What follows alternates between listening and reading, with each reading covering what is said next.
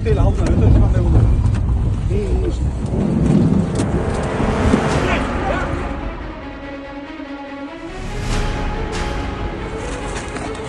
Nurki! Güzel ki.